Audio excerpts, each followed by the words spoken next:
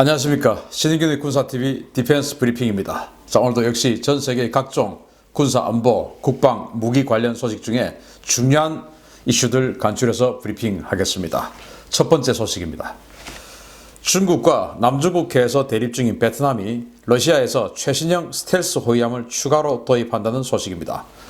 러시아로부터 프로젝트 11611, 이 치타 3.9급 스텔스 호위함 4척을 도입한 베트남이 동급 4척을 추가로 도입하기 위한 8억 달러 규모의 신규 계약을 추진 중이라고 러시아 군사 전문 매체 BMPD가 현지 시각 20일 보도했습니다.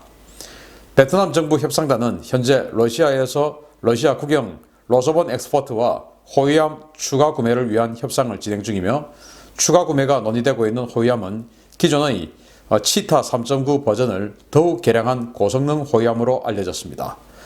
서방 세계에는 게파르트급 호위함으로 알려진 이 치타급은 만재 배수량 2000톤급의 소형 호위함이지만 무장은 대단히 강력합니다. 러시아판 하푼 대함 미사일이라고 할 수 있는 SSN-25, 우리에게는 KH-35로 알려진 우란 대함 미사일 8발을 비롯해서 사정거리 15km의 SAN-4, 단거리 함대공 미사일 20발, 팔마, 하이브리드 방공 체계와 어뢰, 해상작전 헬기 운용 능력까지 보유하고 있습니다. 베트남은 새로 도입하는 4척의 호위함에 러시아판 마크 41인 UKSK 수직 발사기 8세를 탑재할 것을 요구하고 있는데요. 여기에 서브 슈퍼소닉 함대함 미사일인 클럽 미사일이나 1500km급의 장거리 함대지 미사일인 칼리브르를 장착해 줄 것을 러시아 측에 요구하고 있습니다. 이 같은 호위함이 도입될 경우에 남중국해 분쟁 해역에서 베트남 해군의 억지력이 크게 강화될 것으로 보이는데요. 중국이 과연 가만히 있을지 향후 전개가 주목됩니다. 베트남이 이 해군력을 대단히 멋지게 지금 증강하고 있어요. 여기 한번 보시면 이게 이제 치타 3.9라고 지금 하고 게파르트라고도 알려져 있는 그런 2000톤급 호위함인데, 생긴 것도 보시다시피 아주 스텔시하게 늘씬하게 잘 생겼습니다. 이게 이제 불과 2000톤밖에 안 하기 때문에 작습니다. 작은데 지금 보시다시피 무장이 굉장히 탄탄해요. 일단 현재 지금 베트남 이걸 4척을 가지고 있는데, 현재는 우란 함대함 미사일 8발을 장착을 하고 있고, 한데 이제 추가로 지금 4척 추가 구매 사업을 하는데, 여기에는 우란 말고 서브 슈퍼소닉 미사일 클럽 그거 달아달라. 클럽은 사정거리가 이제 한 300km 정도 되는 굉장히 긴 사정거리를 가지고 있는 함대함 미사일인데, 이게 서브 슈퍼소닉, 그러니까 이제 한 250km 정도는 아음속으로 날아가요. 그러다가 이제 수평선 넘어 딱 적함에게 탐지되기 직전에 그때부터는 초음속으로 가속을 해가지고 마하 2.5까지 가속을 합니다. 한 50km 남겨놓고는. 그렇게 해서 그냥 적의 대공 사격 이전에는 이제 초음속 상태로 들어가는 것이죠. 그래서 서브 슈퍼소닉이라고 하는데, 이 클럽 미사일을 장착해달라. 우란 말고. 우란 가지고는 중국의 방공망을 뚫기 힘들다. 그러니까 클럽 해달라. 이렇게 이야기를 하고, 또 칼리브르 미사일을 장착해달라. 칼리브르는 이제 사정거리 한 1500km 이상 되는 함대지 순항 미사일이죠. 러시아판 토마호크라고 할 수 있죠. 이거 장착해달라 라고 하는데, 지금 베트남이 러시아로부터 도입한 킬러급 잠수함에 역시 클럽 잠대함 미사일을 장착을 했거든요. 근데 클럽 미사일은 사실은 서브 슈퍼소닉, 즉 비행 단계에서는 아음속으로 날아가지만 적의 대공 미사일이 날아와서 요격을 하는 그 단계부터는 초음속으로 변하기 때문에 실제적으로 방어자 입장에서는 초음속 미사일인 것이죠. 이 초음속 미사일을 장착하고 있는 킬러급 잠수함, 특히나 이 킬러급은 굉장히 조용하죠. 거기다가 이렇게 또 군함까지 이런 식으로 배치를 한다. 자, 그러면은 이 베트남 바로 코앞에 중국의 해남도가 있고, 요즘 하이난도라고 하는데, 그 하이난도에 그 산야 해군 기지가 있고, 거기가 바로 중국의 남해 함대 총사령부죠. 그러면은 중국 함대가 딱 나오면은 거기 이제 산둥함 항공모함이 거기가 이제 주둔을 하는데, 딱 나오면 바로 베트남 코앞입니다. 여기에서 이제 이 베트남 잠수함 그리고 베트남 이 군함들이 그냥 클럽 다 쏴버리면은 막을 수 없을지도 모르겠다라는 생각이 들어요. 그리고 이제 마음에 안 들면 그렇게 해서 함대 그냥 작살을 내버리고, 그리고 이제 칼리브르로 해군기지 박살내버리면은 이야 정말 물론 뭐 그렇게 될 가능성 상당히 좀 적지만 어쨌든 그런 가능성이 적다라는 것은 중국이 베트남을 함부로 하지 못하게 됐다라는 겁니다. 과거에는 베트남이 워낙 만만했기 때문에 그 파라셀 군도 베트남이 그 실효적 지배를 하고 있던 그 서사군도죠. 그거 중국이 그냥 베트남군 쫓아버리고 사살해버리고 강탈해버리지 않습니까? 만만하니까 그렇습니다. 그런데 이제 베트남이 이 정도 전력 가지고 있으면은 중국이 함부로 못하겠죠.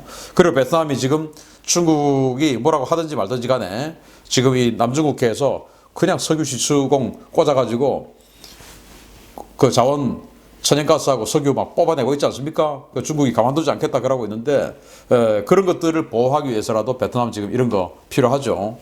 야 베트남 정말 기계가 넘칩니다. 예, 베트남 참 지금 현재 유엔 안보리 상임이사국 5개국 미국, 영국, 프랑스, 러시아 그리고 중국 이렇게 5개국이 있는데 정말 이 베트남은 이 유엔 안보리 상임이사국 5개국 중에서 3개 국가하고 전쟁을 해가지고 다 이겼어요. 정말 베트남이야말로 세계에서 제일 싸움 잘하는 그런 국가가 아닌가. 유엔 안보리 상임이사국 미국, 중국, 프랑스를 이겼지 않습니까? 정말 대단한 국가인데 중국 한 번 더 베트남에게 혼이 나지 않을까. 특히 남중국해에서 정말 무법자 활동 계속한다면 베트남에게 혼이 나지 않을까 생각이 되고 베트남에게 응원의 박수 보냅니다.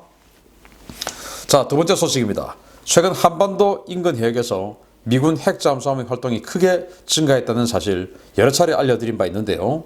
러시아가 전략폭격기를 개조한 대형 해상 초계기를 동해에 진입시켜서 무력 시위성 대장 훈련을 벌였습니다. 러시아가 태평양 함대에 배속된 투폴레프 142MZ 해상 초계기 2대를 동해에 보내서 대장 훈련을 실시했다고 러시안 에이비에이션이 현지 시각 19일 보도했습니다.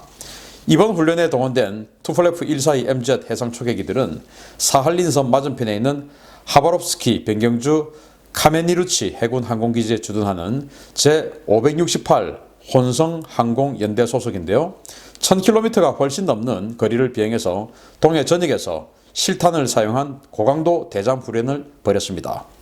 이 투폴레프 142MZ 해상 초계기는 러시아의 현용 주력 전략 폭격기인 투폴레프 95 베어 이 폭격기를 장거리 해상 초계기로 개조한 기종으로 작전 반경이 무려 6,500km에 달하며 소나와 자기 탐지기 등을 탑재한 세계 최대 규모의 대형 해상 초계기입니다.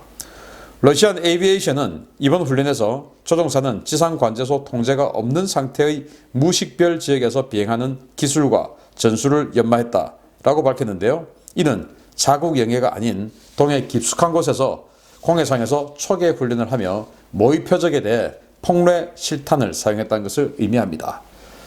러시아가 핵무기도 탑재할 수 있는 이 대형 초계기를 동해 깊숙이 보낸 것은 최근 일본에서 자주 식별되고 있는 미 해군 핵잠수함들의 이상 동향과 관련된 것으로 보이는데요.